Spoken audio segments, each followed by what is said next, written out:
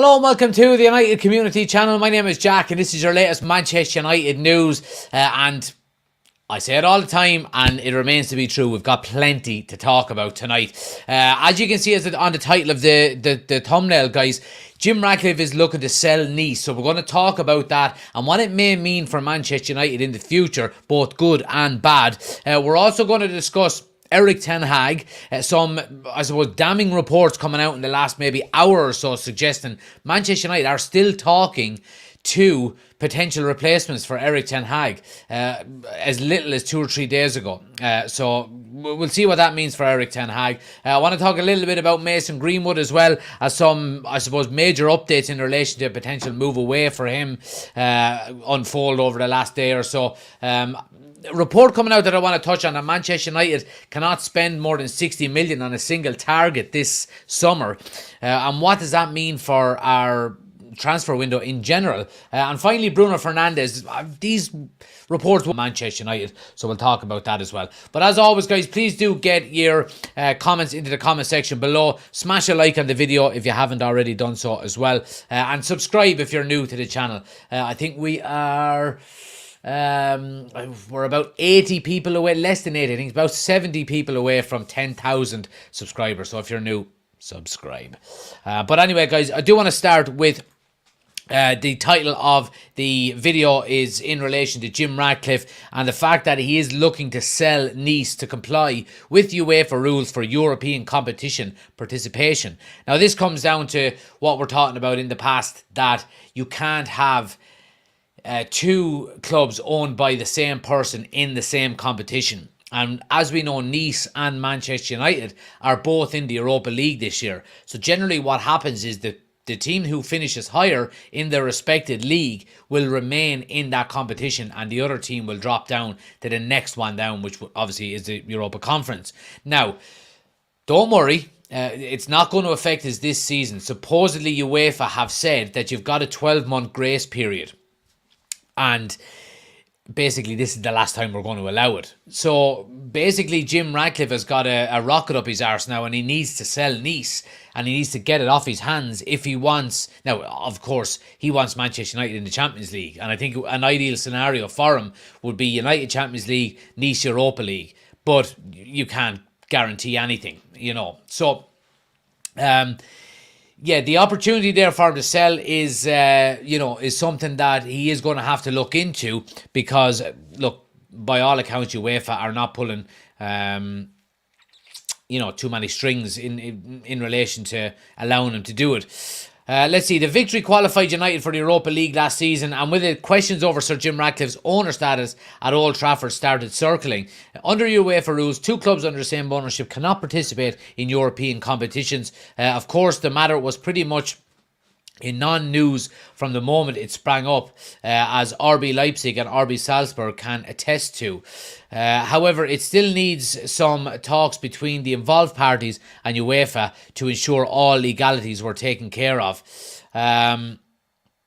An independent report that his company are looking to sell their stake in Nice completely to avoid any issue in the future. The report states that UEFA has allowed one transition season for both clubs to get their act in order before more stringent rules could possibly make it impossible. I love that, possibly make it impossible for them to compete in the same tournament next season. So there we go. They've got 12 months to sell Nice. Pretty much. Jim Ratcliffe's got 12 months to sell Nice, and if he doesn't, look, I don't know what's going to happen this time next year. Are we going to be in the Champions League? Are we going to be in the Europa League? What way are Nice going to be fixed? But, I mean, I'm not hearing too many stories coming about, Man City and Girona, who are going to be in the Champions League next year, I'm pretty sure. So this is a whole, Manchester United conundrum and nobody else. But look, we're going to have to wait and see what happens. But by the looks of things, Jim Ratcliffe is going to have to. And to be honest with you, I got the feeling, now I'm pretty sure we spoke about this on a number of occasions before, but I actually got the feeling when he was coming in for Manchester United and when he was mentioning that he did want to potentially have a higher stake in the club in the future and potentially fully own it, that he was probably going to get rid of Nice anyway. You know, he doesn't strike me as a person who wants to be a multi-club owner. You know, not like the City Group, for example, who have got, you know, teams all over the world. So, yeah, I mean, the one thing I would say about it is, and maybe the one advantage that you could say having Jim Ratcliffe owning both clubs, is it allows us to have a sister club for Manchester United, a breathing ground of talent, if you might. So, you know, you're scouts from all over the world are cherry picking these, you know, players from South America and, you know, Europe, North America, Asia, wherever it may be. And you're saying, right, okay, come to us, you're 17 years of age, come to Manchester United, we'll loan you to Nice for, you know, 2 seasons, get some game time over there, play in the Europa League, play in the Champions League, and we'll be ready to bring you back in 2 years' time. That's the advantage of having a multi-club owner. So, look, Manchester United have never had an owner that was a multi-club owner in the sport. Now, we know that the Glazers have had, you know, have been owners of different teams while owning Manchester United, but albeit in different sports. And United have had, I can't remember the name of the team, but United had a very, pretty much a sister club. I can't remember. Someone can tell me who it was, back in the 90s and 2000s. That we used to loan our players to all the time. So, look, I mean, there are pros and cons to it. Does this mean then that if Sir Jim Ratcliffe, I suppose a positive would be if Jim Ratcliffe does sell Nice completely, then all focus turns to Manchester United. And whether that be, you know, we know, for example, he's pictured there, Jean-Claude Blanc on the right. He is working for Ineos and not specifically working for, you know, Manchester United or Nice. He's kind of overseeing it all. Is that going to come into play if they sell Nice? Does that allow him to maybe, you know, get more involved in Manchester United? We know how well he done with Juventus and PSG in the past, you know, in terms of business acquisitions and growing revenue and growing the global brand. That's his, you know, his forte. So look, I mean, it's pretty cut and dry. Jim Ratcliffe is looking to sell Nice, and yeah, because he doesn't want anything to stand in the way of Manchester United being successful in the future. So it's only a positive, it has to be said. Let's see what people are saying in the chat here. Oshin says, Erik ten Hag's goose is apparently cooked. Watching Southgate's team tonight, if he's the preferred choice, I'm extremely worried. I watched the first half, and yeah, it was absolutely abysmal, to be quite honest with you. Dylan is in, good to see you. Oshin also says, hopefully he sells Nice faster than he makes a decision on his manager. Dylan says, if Sir Jim sells Nice, will that mean they will be charging more for Todibo? Well, he's not going to have it sold by the end of the transfer window, so I think we're okay on that front. We're talking about a 12-month period here that he has to have it maybe sold by the start of the season of 2025-2026. So we've got some time. Rajat in as well. Royal Antwerp, Oshin says. Yeah, there you go. There you go. But anyway, guys, going to keep it nice and we're going to keep it short and sweet. I want to talk a little bit about Erik ten Hag. And as Oshin says, he hopes that he sells Nice faster than he makes a decision on his manager. Well, Manchester United's post-season review supposedly is reaching the final stages. Look, last week we heard it was going to be by the end of the week. Then we heard that it was going to be some stage this week. And now we're hearing it's going to be next week. So, you know, it just goes to show what we've said all the time. Pinch of salt when it comes to reports all the time. Now, we report the news and we talk about it and we discuss it. That doesn't mean we necessarily believe it all the time. So, supposedly, they're coming to the final stages of it. Now, this is another report that I pulled up. Ten Hag deserves clarity as Manchester United drag their heels. This is an opinion piece from Stretty News. It has been 13 days since the Reds won the FA Cup final against Man City, with the Dutchman winning his second trophy in 2 years as United manager. Yet fans are still none the wiser about whether he will remain in charge next season. I, for one, hope United stand by Ten Hag as if I'm speaking myself here, but the club is not behaving like one that believes in its manager by letting the uncertainty drag on. It's sad to see, and the fans are right to be concerned about the lack of decisiveness.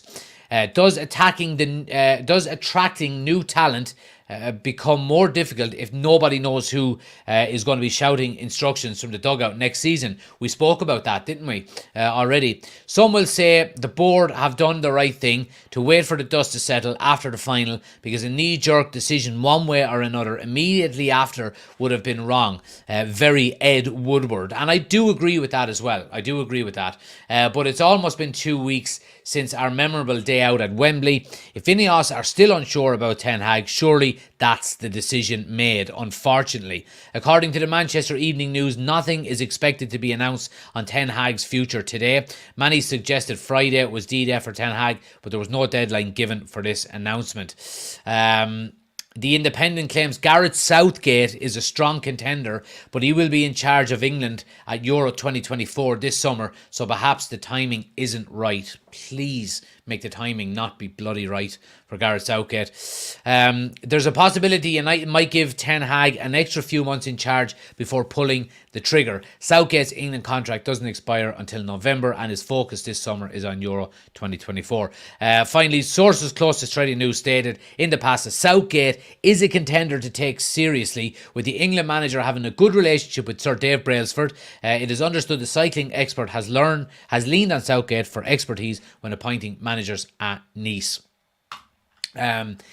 Okay, so we are none the wiser on Erik Ten Hag, unfortunately, and the longer it drags on, the more frustrating it is getting as Manchester United fans. I understand, and I agree, like we mentioned there already, as the report says, you don't want to rush in to a decision. You just don't. And I do like the way they said it would be very Ed Woodward-like for that to happen. And that certainly is true.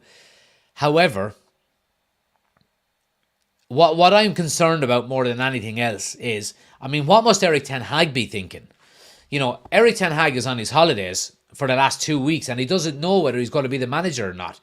Even if Ineos keep him, surely this delay is going to tarnish the relationship between the manager and the board. It has to. It's quite clear that the board do not have full confidence in Erik Ten Hag. We've heard reports an hour ago suggesting that up until 2 or 3 days ago, we were speaking with Thomas Tuchel's representatives. Now, if you're on your holidays, and let's not, beat around the bush here, Erik Ten Hag knows what's going on. He knows that these reports are coming out.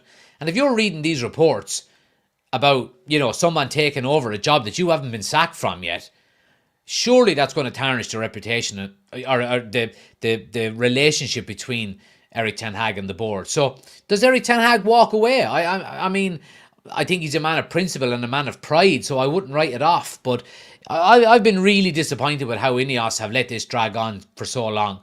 They've been very quiet and very kept their cards close to their chest, but a little bit too much, in my opinion. Just let us know what's going on. Just let us know. That's all I ask. And it is disappointing. It really, really is. But yeah, on to the Gareth Southgate situation. Another report here says Ten Hag could leave by mutual consent as United wait to hold talks with priority Southgate after the Euros. Now, you cannot wait until after the Euros. You cannot change your manager in July. I don't think any team has ever done that. Name me a time when a manager has got sacked in pre-season. So if we're going to be looking at Gareth Southgate, he can't take over until July. We're going on pre-season tour at the start of July. He's currently managing England, so he has no input in what we're doing at the moment, if he is going to be the next manager. And he's fucking useless. He's useless. Look, I saw the first half of England and Iceland and they're 1-0 down. Now, I don't know what the score is now, but they've been playing atrocious. I don't want him as our manager. Nobody wants Gareth Southgate as Manchester United manager except for Liverpool and Man City fans. So what are Ineos doing? You've got one opportunity here now to make the right decision, your first big decision, And I'm not saying that everything has to be, gone through the fans, because that's nonsense. But the fans tend to not get it wrong an awful lot of the time. Erik ten Hag, 90% of fans, and more than 90% of fans, want him to be the manager next season. We're seeing a lot of pundits on TV and online saying that he should be given more time. Steve Bruce being the latest one. But yet Ineos want to go with Gareth Southgate, who nobody wants, and nobody else has even been mentioned in the same breath as. No other club, even though he's finishing up pretty much with England this summer. It doesn't make any sense to me. It really, really doesn't. But yeah, let's see.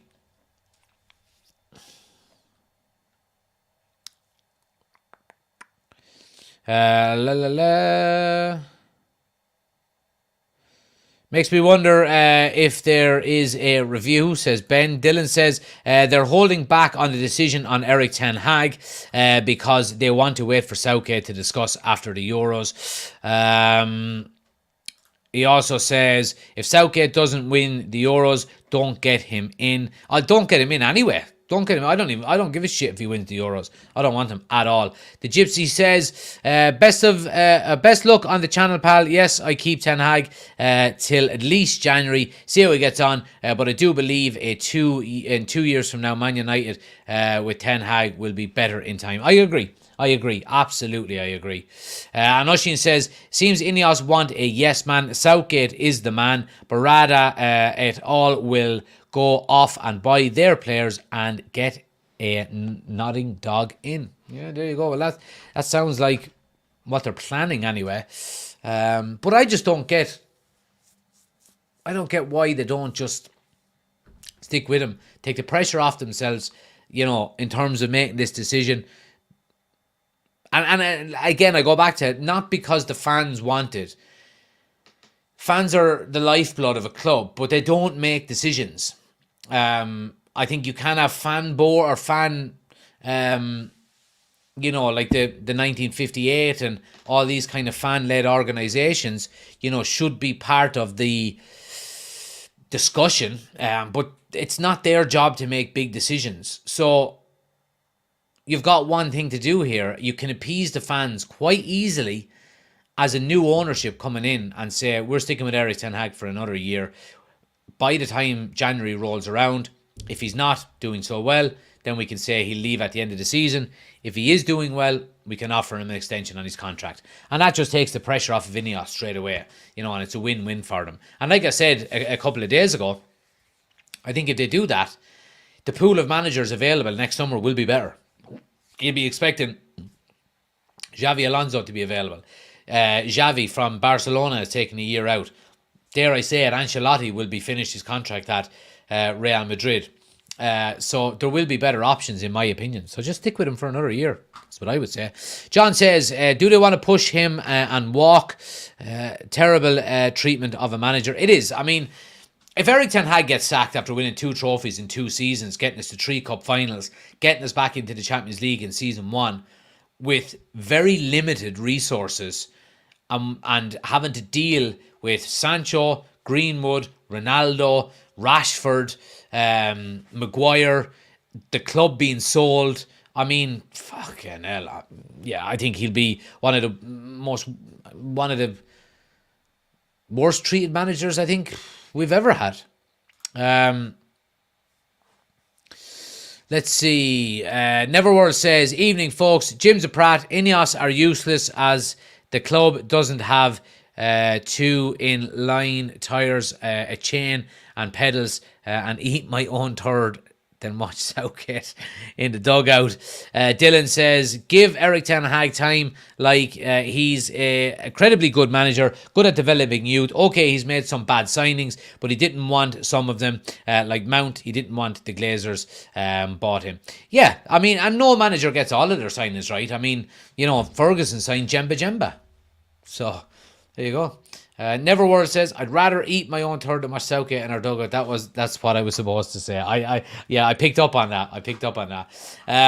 Moving along, guys. Going to do about 10 more minutes. If you haven't already done so, please do smash the like button. Helps the channel out an awful lot, as you know. Subscribe if you are new to the channel as well. We'll give you the the QR codes here as well for the merchandise. Go check out the merchandise, guys. Scan the QR code, or the link is in the description. I'll put up we've got 3 new designs up there. We've got an Erik Ten Hag one in support of Erik Ten Hag, and I've got 2 absolute beauties, 2 Roy Keane designs now as well. I found a new manufacturer as well. So it is going to lower the prices down of the merchandise as well, because some people are saying, Jesus, they're quite expensive. And I found some better manufacturers now, so the merchandise is going to be getting cheaper. The new ones are a lot cheaper than the old ones, and I'm in the process of moving the old designs over to the new manufacturer as well, which means it'll be cheaper for everybody. So go check out the new Roy Keane designs. We've got an Erik Ten Hag one in there as well. Helps the channel out an awful lot. And like I said before, if you haven't already done so, subscribe to Football Community Channel, our second channel. We're going to be doing all of the watch-alongs for the Euros on that as well. And the Euros are starting in less than 2 weeks, I think, aren't they? So yeah, make sure you're subscribing and tuning into all of the Euro watch-alongs there as well. Happy days. Let's see. Dylan says, I think the fans should just have a riot if Erik Ten Hag gets sacked. Oshin says, Jemba is a club legend. Don't put him in the same sentence as Mount. Well, Jemba was so good they named him twice, So there you go. Neverwhere says, England are 1-0 down to Iceland right now, and that's who Ineos want replacing probably one of the most talented managers around, given the correct materials. You're spot on. Spot on, lad. Absolutely spot on. Now, want to move it on, guys, and talk about Mason Greenwood. And reports suggested today that Greenwood has already said yes to Italian giants as transfer race heats up. Juventus are making their intentions clear ahead of the summer transfer window by reportedly advancing their pursuit of Mason Greenwood. Greenwood is scheduled to return to United in the coming weeks after enjoying a season-long loan at Getafe. The forward earned plaudits in Spain after scoring 8 goals and registering 6 assists in La Liga. He also picked up Getafe's Player of the Year award. However, Greenwood's days at United are numbered, blah, blah, blah, blah, blah. Several clubs around Europe have been linked with a move for Greenwood, including Atletico Madrid and Borussia Dortmund. Latest reports from Italy suggest that Juventus have stepped up their attempts to prize the England international away from United. According to La Gazzetta dello Sport, United would be prepared to strike a deal with Juventus should their valuation of the player, believed to be worth around 35 to 40 million euro, be met.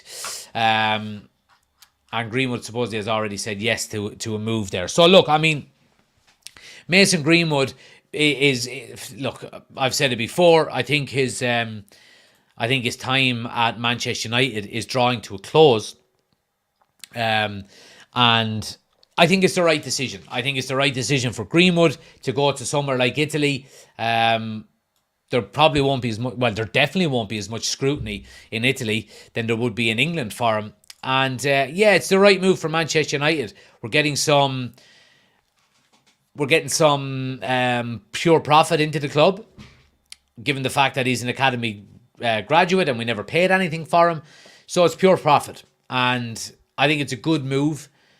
I've said before, sometimes morals are more important than goals. And yeah, look, it's time for Greenwood to move on and for United to, open a new chapter in the book. But look, I mean, it's very, very disappointing. I've said this on a number of occasions that, Mason Greenwood is one of the most talented players ever to come out of our academy, of all time.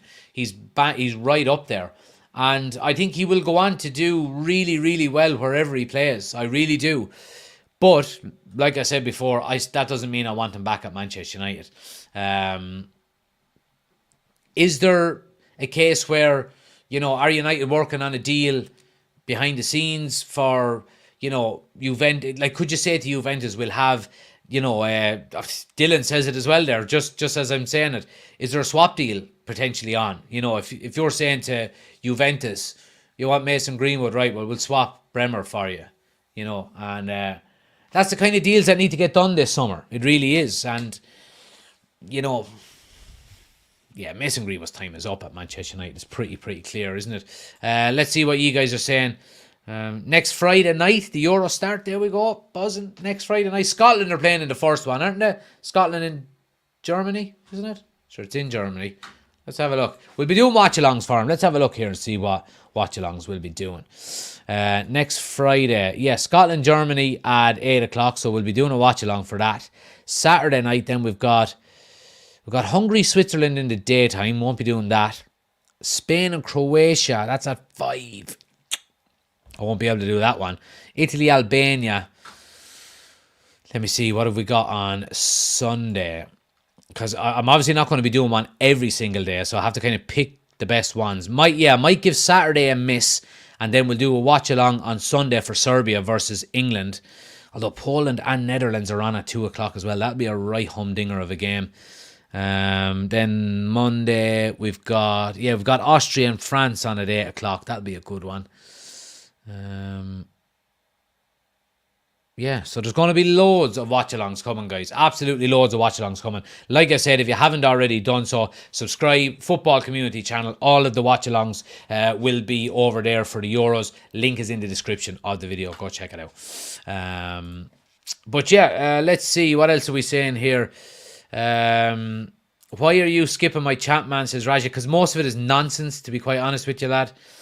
Dylan says, we should do a swap deal, Greenwood for Bremer. Yeah, we were talking about that. I mean, a swap deal is something that absolutely can be done. It tends to be complicated, to be honest with you.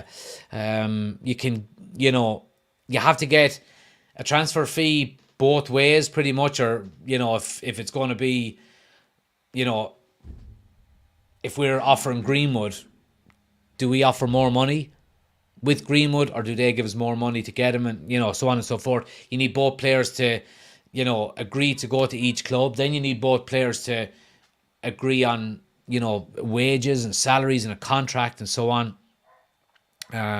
So yeah, Dylan says, do you think Rashford will be back on form next season? I certainly hope so.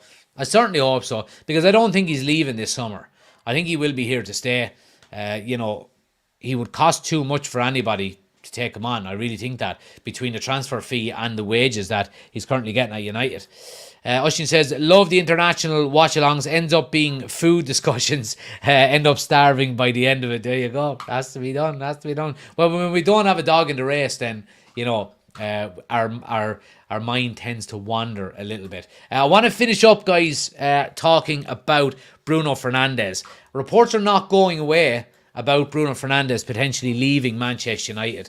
Barcelona have made inquiries over Bruno as Bayern continue to circle, says Transfer Reporter. Now, we heard during the week that Bayern have cooled their interest. They said, look, we're not interested in him. He'd cost too much in terms of salary, in terms of a transfer fee. And Bayern are very strict in terms of what they spend on players. But Barcelona, on the other hand, according to this report, have made inquiries over Bruno. I don't know the legitimacy of this report, to be quite honest with you. I don't think Barcelona could afford Bruno Fernandes, if I'm being 100% honest. We had their president speaking only a few days ago about Mbappe going to Madrid, and he said, we're not there to sign Galacticos. We're happy with bringing our players through La Masia and so on and so forth. Barcelona signing Bruno Fernandes would be like signing a Galactico because of the transfer fee, because of the profile of the player, because of the salary he would demand as well.